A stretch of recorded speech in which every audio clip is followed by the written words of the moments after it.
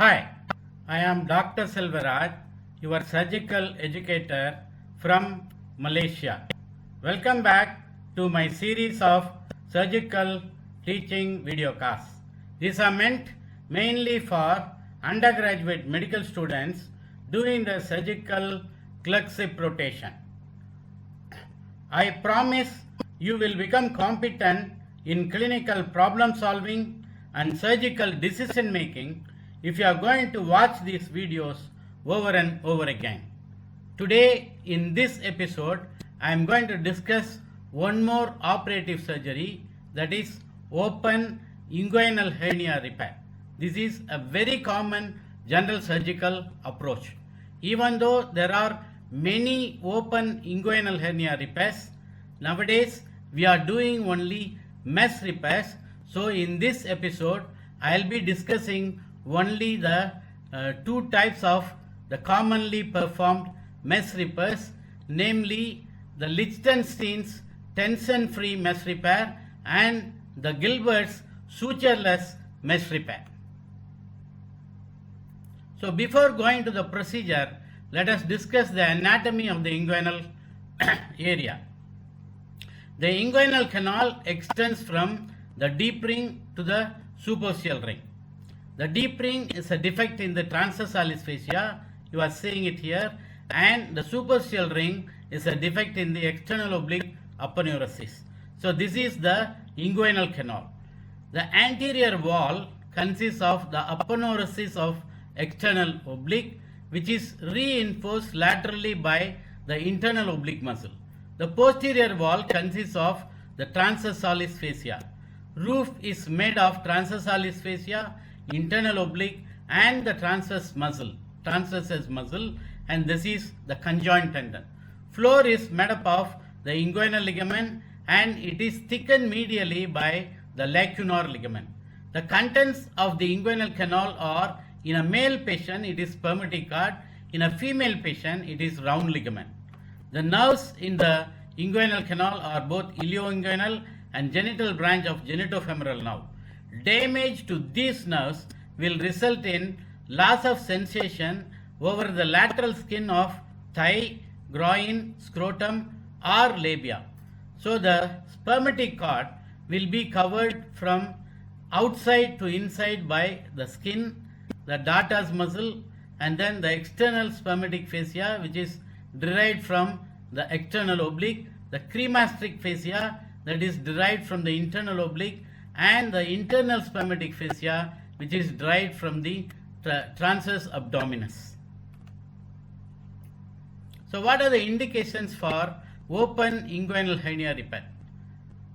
All asymptomatic hernia also should be operated because eventually they will develop pain and it will become symptomatic. So better to operate even asymptomatic hernia. But all symptomatic hernia you should do elective repair. In case of irreducible hernia or complicated hernia like obstructed hernia or strangulated hernia, you should do emergency repair immediately. Anesthesia, you can give general anesthesia, local anesthesia, or regional anesthesia like spinal or epidural anesthesia you can give. You have to obtain an informed consent from the patient after explaining or the risks or complication of this particular surgery. So recurrence is the common complication in pre-mesh era, that is before the introduction of the mesh. But nowadays, after the introduction of mesh repair, the occurrence of recurrence has gone down. There may be bleeding, infection, and even scar formation in the over the incised area. But nowadays, in this mesh era, the commonest complication is patient will develop what is called chronic pain because of nerve injury or because of nerve entrapment neuropathy. While you are doing the mesh fixation, you should not include the ilioinguinal or the genital branch of genitofemoral nerve. If you accidentally include these nerves in the fixation of the mesh, then these patients will develop what is called chronic neuralgic pain, and this can be managed conservatively. Patient also can go for testicular artery injury that will result in testicular atrophy. In Emergency surgery, sometimes if the bowel is already gangrenous, you should do a bowel resection with or without anastomosis, or if there is no anastomosis possible, you may be doing even stoma for these patients. So you should also explain the cardiovascular and respiratory complications in this surgery. And some of these patients, especially if they are very obese, they can go for venous thromboembolism also. So you have to inform or explain all these complications to the patient, and you have to get a written consent from the patient, and this is what is called informed consent. So what is pre-op preparation? In case of elective patients, you have to advise the patient to stop smoking and reduce the weight. And you should also do medical optimization for respiratory and cardiovascular compliance. In case of emergency case, you have to do pre-op resuscitation, especially if the patient is in shock. You have to do pre-op resuscitation and stabilize the patient. You have to get an informed consent, and you have to mark the side of the hernia also. You have to group and save blood, especially in case of emergency surgery. Pre-op antibiotic you must give if you are using MES repair, and you must also give thromboprophylaxis in form of low molecular weight heparin you can give. Position, coming to the position theater setup, the patient can be kept in supine position with knees slightly flexed to reduce the tension in the groin area. You should also remove the hair in the groin area. You can also use warmer if the climate is very cold. You have to prepare the skin to include the abdomen, groin, as well as the scrotum or the labia in female patients. So coming to the incision or the access, you can do either a transverse incision or a slightly oblique incision. This is the transverse incision in the groin skin crease, or you can do a slightly oblique incision. This is what you are seeing here, which you have to place in between the iliohypogastric nerve and ilioinguinal nerve. So above the, it should be, the incision should be above the inguinal, ligament, lateral to the deep ring to just above the pubic tubercle. That is what, this is the classical incision for inguinal hernia. This should be lateral to the internal opening, internal inguinal opening, and it should be just above the pubic tubercle. So coming to the exposure, you have to, after incising the skin, you have to incise the fat and scarpa's fascia, and during this thing you can ligate the superficial epigastric veins also, which cross the incision. Then you have to put two self-retaining or just retractors to retract the area to expose the underlying external oblique aponeurosis. That is what you are seeing here in this picture with two self-retaining retractors. So then now the next step is you have to divide the external oblique aponeurosis craniocaudally towards the external ring. So this is the external oblique aponeurosis, which you have to incise and continue this incision craniocaudally up to the external ring. This is the external ring you are seeing. This is the actually a defect in the external oblique aponeurosis through which the spermatic cord is going down. So you have to extend this incision here. Then now the inguinal canal is exposed.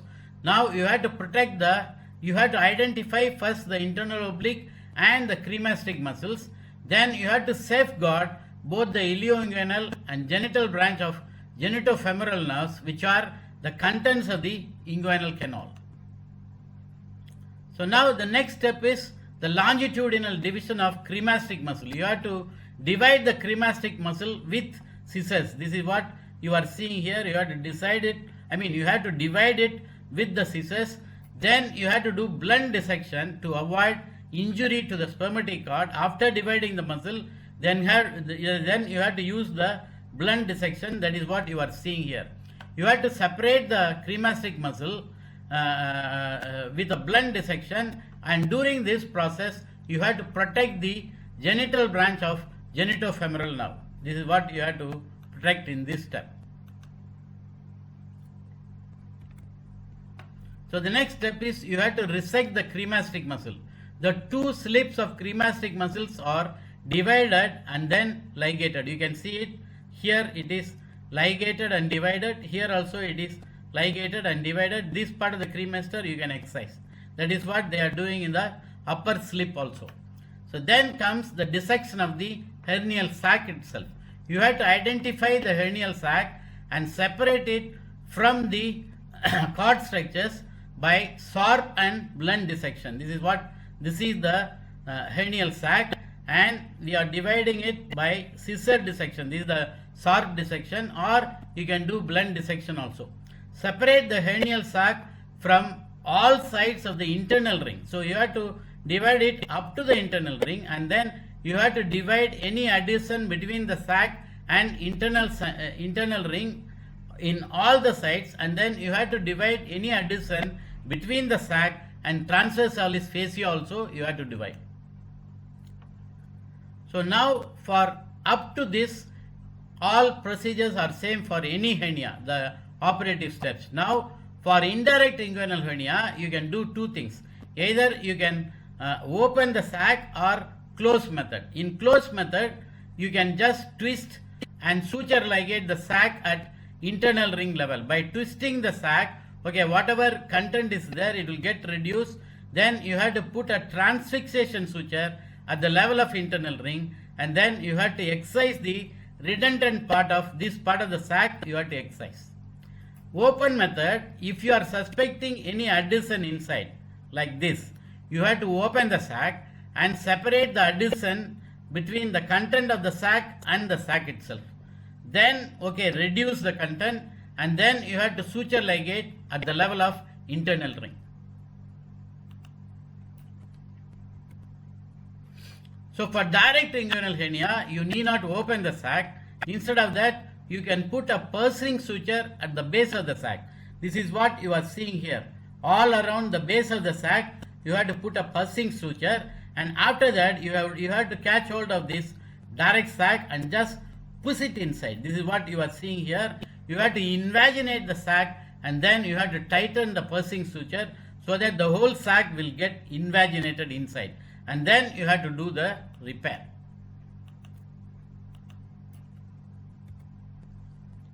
So up to this, whether it is direct or indirect hernia, the operative steps are same. Now you know there are many types of hernia repairs, that is strengthening the posterior wall of the inguinal canal. These are Bessini's repair, Solti's repair, Stoppa's preperitoneal repair, Desaada's repair, Lichtenstein's tension-free mesh repair, and Gilbert's Prolin hernia system. Among all these hernia repair, the Bessini's repair and Solti's repair are actually hernioraphys. That means approximation of patient's own tissue. These two things were done under tension. So nowadays we are not doing Bessini's or Solti's repair.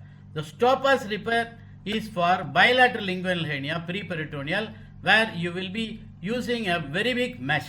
But this all, and Desaada's repair, instead of the mesh, the external oblique will be used as a mesh. I am not going to discuss these four procedures. In this episode, I will be discussing only the Lichtenstein's tension-free mesh repair and the Gilbert's sutureless Prolin hernia system.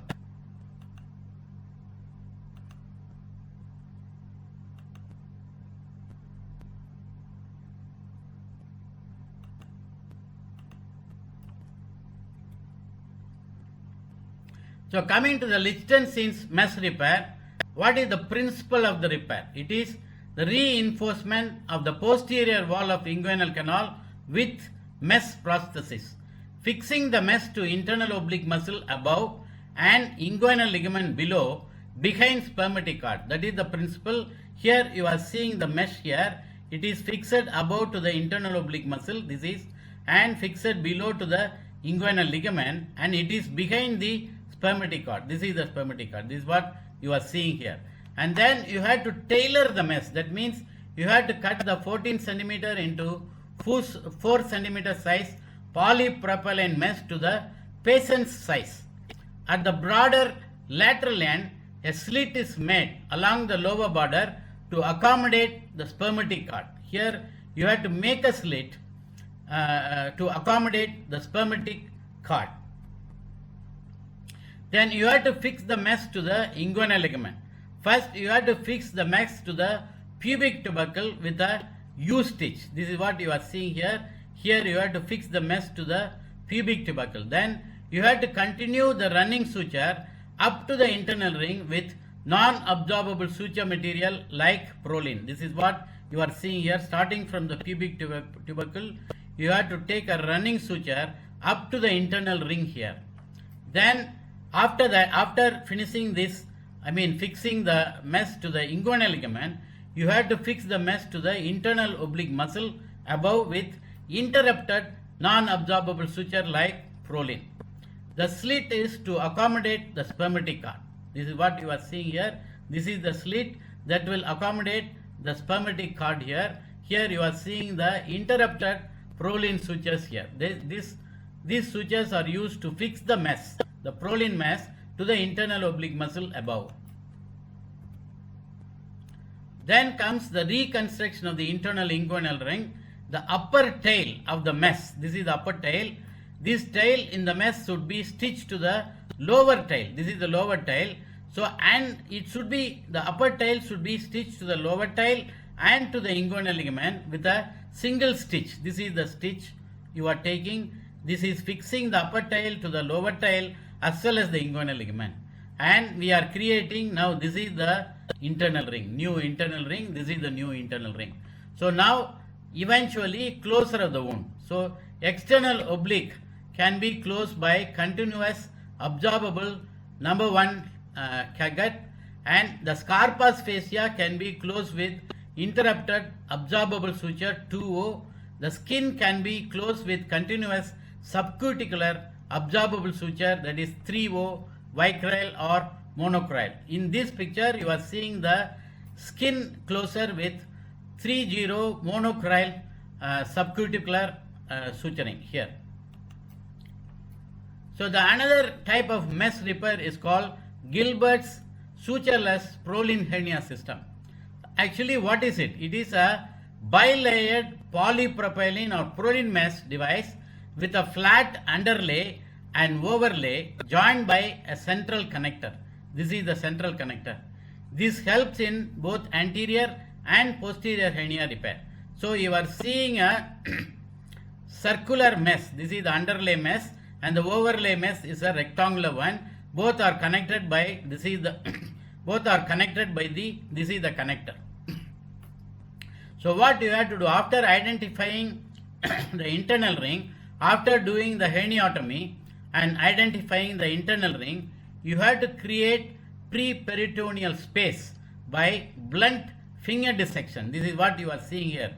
This is the internal ring. You have to create a space in the pre-peritoneal area, and this is actually not a real space. We are creating it, and this is an actualized space. So then you have to deploy the circular part of the mesh inside, and this is called underlay mesh. So the above rectangular mesh should be held by the sponge holding forceps. Fold this upper part and you have to hold it with the sponge holding forceps. Then you introduce this circular part inside the internal ring, and then with the finger you can just spread it, this underlay mesh. And then you have to deploy the circular part of the mesh inside, that is underlay. Then spread the rectangular part above the muscle, and this is the overlay mesh. This is what you are seeing here in this diagrammatic picture, and here in the actual, this is the above rectangular part is held by the sponge holding forceps. You have identified the internal ring here. Then you have to introduce the circular part inside, and then the rectangular part, that is what is called the underlay mesh, and the rectangular part is the overlay mesh. So you are doing a very strong repair by doing this one. Actually, in the original repair you need not suture even the overlay mesh, but sometimes if you are not very sure about the mesh position, you can suture the overlay mesh. You can fix it to the external oblique muscle there. Okay. So coming to the post-operative care in the open inguinal hernia repair. Most of these repairs are daycare surgeries. So the patients will be discharged on the same day. So you can discharge them with the prescription for mild analgesic agents. So patient will be having post-op pain. For that you can prescribe some oral analgesic. Activity instruction will vary with the type of the repair. Advise patients to advance their level of activity as tolerated. Patients can safely ambulate on the evening of surgery. Usually no heavy lifting or straining at least for 6 to 8 weeks. If mesh is used for repair, then you must give prophylactic antibiotic to avoid infection of the mesh. So thank you very much for watching this video. If you think that these videos are very useful, kindly subscribe to this channel and share these videos in your social media. Thank you once again for watching this media. Let us meet in yet another episode. Until then, bye bye.